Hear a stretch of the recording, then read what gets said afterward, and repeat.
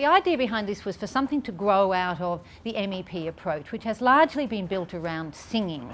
Now there's quite a lot of mythology around that, because many people out there in the community, particularly other musicians, tend to think of the MEP as being just about a bit of singing. And it's not about what you do, it's about the making of the music, and particularly in our philosophy about encouraging others to make music, because so much of the scaffolding through which we have made music in the past is now gone. And that's particularly true for instruments, and it's particularly true for the violin, which is now considered to be a higher level elite concert instrument, not something that normals do. And that is certainly not the case historically, as Dr. Lauren Davis here found out in her thesis. So that's been part of the inspiration for this, is the work that she did. So the aim was to try and find a way of embedding those principles into violin playing and help people who wanted to play the violin to play it. All right, so let's all have a go. Here we go. One of the central principles of the MEP is giving each person who's involved the opportunity to choose their involvement in as many different ways as we can. So, for example, individuals would choose their instrument, and if they wanted to change their mind, they could. We had arrangements with parts at all sorts of different levels, so that individuals could play something very simple, they could move on to higher level skills if they wanted to, or stay with simple arrangements for the entire time they were playing within the ensemble. One of the ways in which this sort of group can help individuals is to supplement other training they might be having. We had one little girl who was actually much more advanced than many of the adults, but was finding her individual violin lessons somewhat solitary. By joining our ensemble with both her mother and her grandmother, she not only had the chance to play music with her own family and others, but could also help her mother and her grandmother learn, because she in fact knew a lot more about violin playing than either of them. There was no mandated practice of any sort with this ensemble. We did find that quite a few people were playing in family groups of various sorts, but whether they chose to play when they were away from the sessions or not was really completely up to them. We made sure that they had music available so that they could if they wanted to, but otherwise they simply did with it whatever they wanted. The way we developed what you might call memory aids for people, which is really one way you can think about the reading of music, is in consultation with the group itself. Some children were really happy with really simple ways of helping them learn, which might just involve the note names and a fingering now and again, and others really wanted to play from what they called proper music, and so they were able to do that as well. So we not only had simple arrangements, but we had a range of different levels at which people could play and at which people could read the music.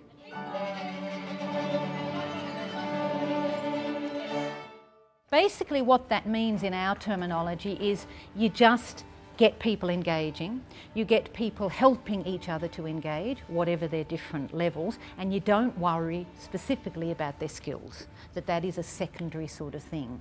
One of the issues for me as what you might call an elite musician is how do you help other elite musicians engage in this in a way that makes it interesting for them, so they don't feel they're always working with beginners? How do you cater for different levels, people who read a bit more music, people who don't, and so on? And that's been a lot of the conversations that we've been having is around those sort of issues. From my perspective, this has been just an absolute great thing, because I think my teaching is continually evolving. You know, it sort of has allowed me to experiment with new directions, and how might it work with this approach with which I've become very familiar. And so I think it's just been absolutely fabulous to watch everybody actually have a go at the violin, because for me, playing the violin is just heaps of fun.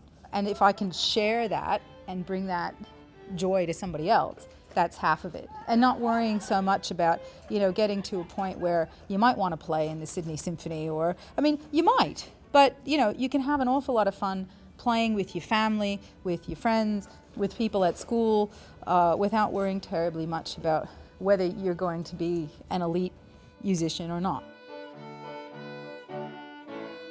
Professionals can sometimes downplay the importance of the role of fun in music making, even though there is a lot of evidence to suggest that focusing on achievement can be one of the things that can destroy the pleasure and stop people from engaging in music making. We are first and foremost focusing on the fun and seeing where that goes, because we believe that if you lose the fun, then it doesn't really matter what else you have. I think the idea that fun can't lead to higher results in music, be they technical or emotional, is very much a misnomer. A couple of the kids from Mount Rogers who you would never at first expect to be completely comfortable to sit there on Llewellyn Hall stage in front of 1,000 people and just have a play. The professional musicians were far more terrified, and you may have noticed this. Well, there's probably a whole lot more pressure on them to be good. No, but that's exactly the point. And so what we're trying to do with this kind of program is see if you can actually do the training in such a way where you don't feel like that. Because isn't it ridiculous? You've done all that training, and all of the stuff says the better you train, the more confident you'll be. Usually it's the opposite. So this is what we're trying to do, is if we, and that's what it was great at the concert. In a way, I don't care about the concert in a certain way, but it just shows how you can have people who have only been playing for 8 weeks up there so confidently having a bash and actually sounding wonderful.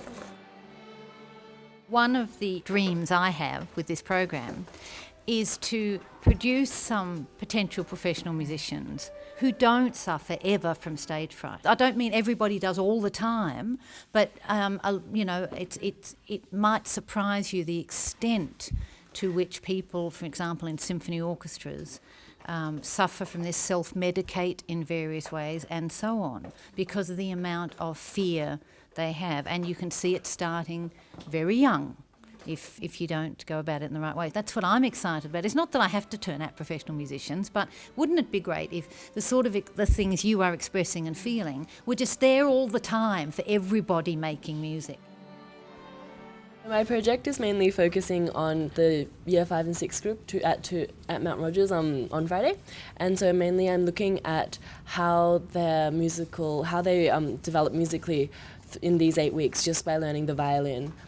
Comparing that with their math levels, and if there's any causal relationship, or if there's any influence between how they are in maths compared to how they learn music.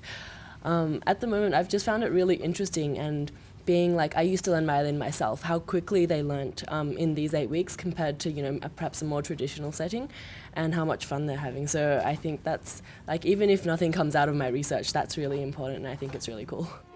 It was very interesting to watch the difference between some of the adults and some of the children engaged in this program, because the adults in various ways were challenged by it, and often they demonstrated a lot of anxiety, a lot of concern about what they were doing, which was not visible in the children.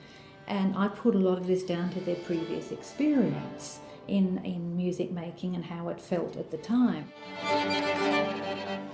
I'm a history student, so that's my major. I'm just taking this course because I thought it would be scary and challenging, which it was.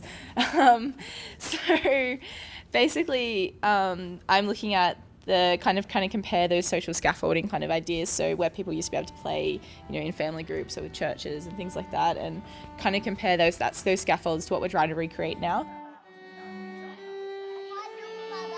I didn't come for the first couple of weeks. The first night I came, the night after that I went to my brother's house and they all play strings. And I went, oh, look, I can play Mama's Little Baby really badly on the violin. So I had them all playing, and we were all playing really badly. Me because I can't play very well, and them because they had just learnt it. But we just had this kind of family music jam, and it was awesome.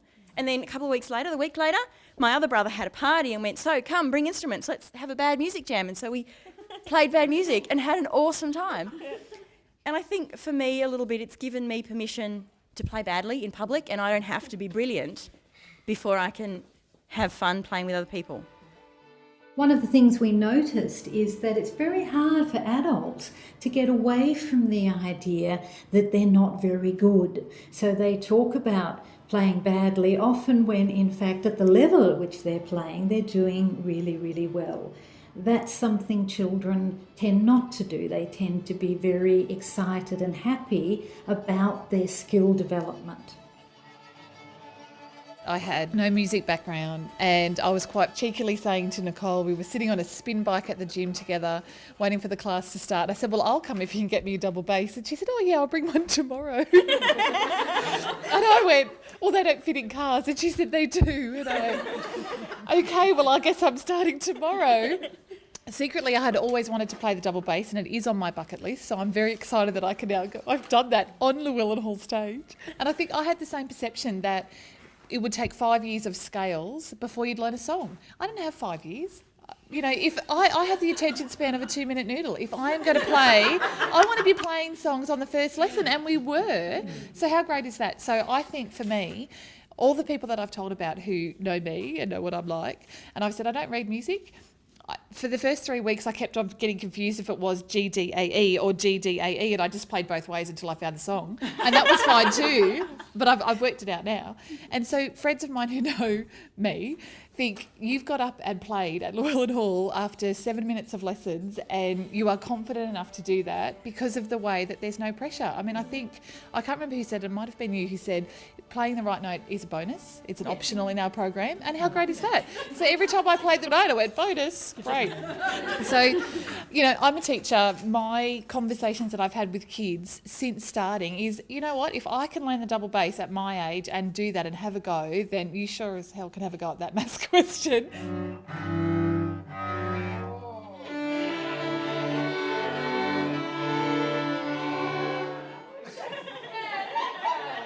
One of the ideas behind giving people the idea that the right notes don't matter is that what we've discovered is that the more people relax, the more right notes they're able to play. So if they're not worrying about the right notes, they're probably much more likely to play them. So in the end, what we get is a much better ensemble through the relaxed playing than we would by any amount of trying to get right notes or insist that people practice. I think I said to Sky the other day, you know, it's like we don't care, but it's not like we don't care, but it's we care, but we don't care. It's not, you know, yeah, it doesn't stop you from having a go. And I think what I've seen with the 5-6 group has been really fantastic, being able to do it in this sort of way, in a safe environment where everybody just gives it a go. And I've seen so many kids just try and help each other. One of the proofs of success with all of this was that everyone got louder when the audience was there. And that's how it's supposed to be, because you have the audience there, that's what you're doing it for. They're just like you, they want to be there having a wonderful time. So it should get bigger and louder when you're in front of the audience. And it doesn't always happen like that. Often, particularly the first performance or whatever of a show or something, sort of, and everything sort of, you know, and things go slightly wrong, people, you know. But instead it was the opposite, and particularly, and I actually think this is a great thing, there were 2 Mount Rogers kids at the front of the string group who just wouldn't shut up.